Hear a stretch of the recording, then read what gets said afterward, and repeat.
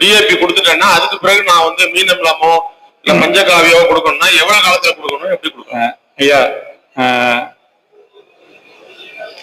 பொதுவா வந்து கெமிக்கல்ல என்ன பண்ணுவாங்க அப்படின்னு சொன்னா 3 நேரத்துல ஒரு பொருளை கொடுக்குறாங்க. டிஏபி, காம்ப்ளெக்ஸ், யூரியா 3 நேரத்துல கொடுத்துட்றாங்க. அதையே நாங்க என்ன பண்றோம் அப்படின்னா, நாங்களும் அதை தான் பண்றோம்.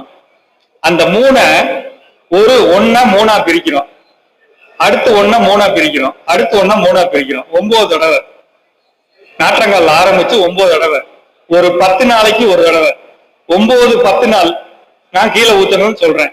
ஏன் சொல்றேன்?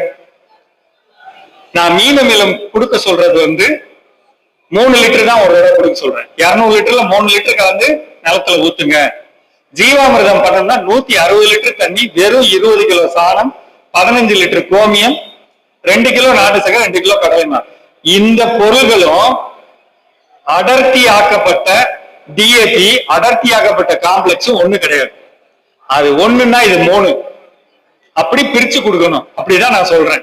நீங்க ஒரு தடவை டிஏபி போட்டீங்கன்னா அதுக்கப்புறம் எப்ப வேணாலும் நீங்க நம்ம இயற்கை பொருளை கொடுக்கலாம். களைக்கொல்லி பயன்படுத்தினா உடனடியா ஜீவாமிர்தம் கொடுத்தீங்கன்னா களைக்கொல்லியோட செயல்பாடு குறையும். செஞ்சு பார்க்கலாம். நீங்க கெமிக்கல் போட தான் யோசிக்கணுமே ஒழிய இயற்கை எப்பனாலும் போடலாம். அது ஒண்ணும் தப்பே பண்ணாது.